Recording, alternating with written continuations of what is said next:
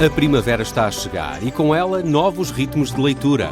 Leia artigos de opinião e receba acesso antecipado a todos os episódios de Podcast Plus. Acompanhe a atualidade ao minuto. Assine hoje o Observador com até 58% de desconto e habilite-se a ganhar uma tote bag e um voucher da Livraria Almedina. Tudo em observador.pt.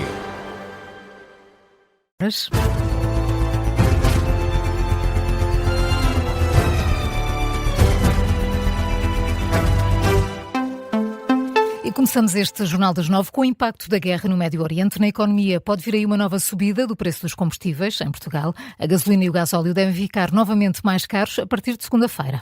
Por causa da instabilidade em torno do conflito no Médio Oriente, o aumento é expectável, mas não com valores tão elevados como os que foram registados esta semana. É o que avança a Associação Nacional de Revendedores de Combustíveis ao Jornal de Negócios. O vice-presidente da ANAREC explica que a evolução dos preços vai depender, sobretudo, da cotação internacional do petróleo e do fecho dos mercados. Nos últimos dias, o crudo voltou a rondar os $100 por barril, chegou mesmo a ultrapassar esse valor, o que faz disparar o preço dos combustíveis. E é neste contexto que a Associação Portuguesa das Empresas de Distribuição pede ao Governo para que tome medidas em relação aos impostos associados aos combustíveis. O diretor-geral da APED propõe uma intervenção de forma a proteger a confiança dos consumidores. Foi numa entrevista à agência Lusa.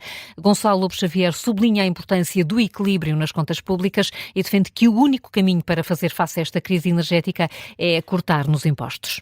É preciso mexer no IVA dos combustíveis e nas outras componentes fiscais dos combustíveis, que isso é que são coisas em que o Governo pode mexer, mais do que outras ideias que de vez em quando surgem, como o IVA zero, que é uma questão que é para usar em caso de emergência, foi uma medida excepcional e que nós achamos que ainda não chegamos a um ponto de pressão inflacionista que justifique essa mudança. Gonçalo Lopes Xavier, da APED, numa entrevista à agência Lusa, numa altura em que os Estados Unidos anunciaram uma suspensão temporária das sanções contra o petróleo da Rússia. O objetivo é baixar o preço. De acordo com o secretário do Tesouro, que fez o anúncio, o levantamento das sanções sobre o petróleo russo pode adicionar centenas de milhões de barris de crudo aos mercados globais, reduzindo assim os preços no mercado. Donald Trump volta a subir o tom. O presidente dos Estados Unidos diz que é uma grande honra estar a matar iranianos. O líder norte-americano repete que está a destruir o regime do Irão e volta a deixar ameaças.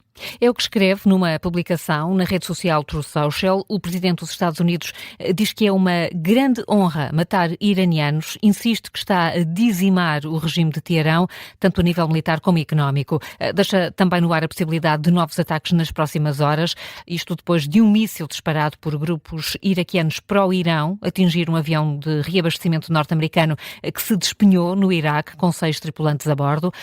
Mantém-se a troca de ataques. Esta madrugada registaram-se explosões no Dubai. A Arábia Saudita abateu um drone na zona das embaixadas de Riad e esta manhã soaram sirenes numa base da NATO na Turquia. São temas que vão estar em análise esta manhã no Domínio da Guerra com o Major-General Arnaud Moreira, para ouvir, como sempre, depois da síntese das 9h30. Vamos à política nacional. O Parlamento discute esta manhã propostas do Chega e do CDS para proibir o uso de bandeiras ideológicas ou de outros países em edifícios públicos. É o caso da bandeira da comunidade LGTB ou da Palestina. O Chega e o CDS querem que nos edifícios públicos seja hasteada apenas a bandeira nacional, a da União Europeia ou outras bandeiras institucionais. À Rádio Observador, o deputado centrista João Almeida defende que a utilização de bandeiras em edifícios públicos não pode ser alvo de discussão política.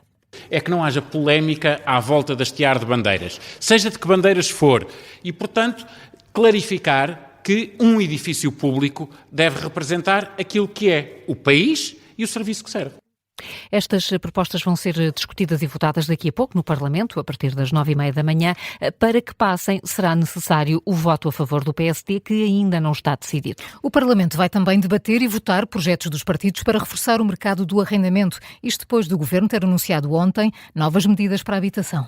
Em cima da mesa estão projetos do PCP, Iniciativa Liberal, Chega, PAN, Livre e Bloco de Esquerda, com medidas que vão desde o controle das rendas até à redução de impostos para senhorios. O projeto projeto-lei do Chega prevê a descida para 5% da taxa de IRS aplicada aos rendimentos perdiais dos senhorios. A IEL pretende revogar o congelamento das rendas anteriores a 1990, propõe um regime transitório com a duração de 3 anos. O LIVRE quer restringir a especulação. O Governo anunciou ontem medidas para acelerar despejos em caso de incumprimento e também para desbloquear impasses nas heranças. E na saúde, este fim de semana vão estar fechadas 7 urgências, sobretudo de ginecologia e obstetrícia. Amanhã são 3 e no domingo o número sobe para 4.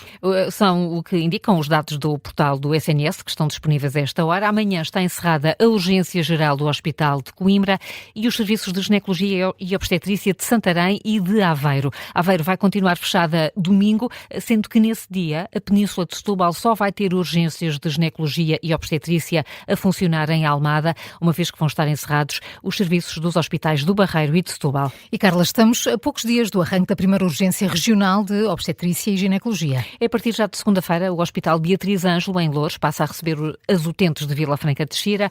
Ontem a Ministra da Saúde admitiu o recurso a médicos tarefeiros para garantir o funcionamento dessas urgências regionais de Loures, sendo que ainda não há uma data para a entrada em funcionamento da urgência regional da Península de Setúbal, que ficará no Garcia Dorta. Apontado inicialmente pelo Governo como o primeiro projeto piloto de concentração de serviços, isso tem sido sucessivamente adiado pela dificuldade em fechar escalas. Este vai ser o tema do Explicador, com um debate entre deputados do PSD, Chega e PS.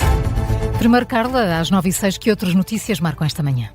O trânsito na Ponte 25 de Abril esteve condicionado esta manhã devido ao despiste de um motociclo, mas a circulação já se faz normalmente a esta hora. Em causa esteve uma colisão entre um veículo e um motociclo que provocou um ferido ligeiro. As vias da esquerda e central estiveram condicionadas desde cerca das 8 da manhã. Há poucos minutos a circulação foi restabelecida, é o que confirma a Rádio Observador, fonte oficial do QDOS de Setúbal.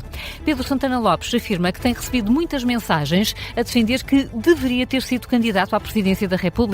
Numa entrevista ao semanário Nascer do Sol, o autarca da Figueira da Foz afirma, no entanto, que essa questão está ultrapassada. Santana elogia também António José Seguro, considera que a presidência ficou bem entregue. Os militantes socialistas começam hoje a votar para as eleições diretas do PS. José Luís Carneiro volta a ser candidato único, foi eleito secretário-geral em junho do ano passado, sucedendo a Pedro Nuno Santos. Entre hoje e amanhã, os militantes vão também eleger os delegados ao Congresso Nacional, agendado para o final de março.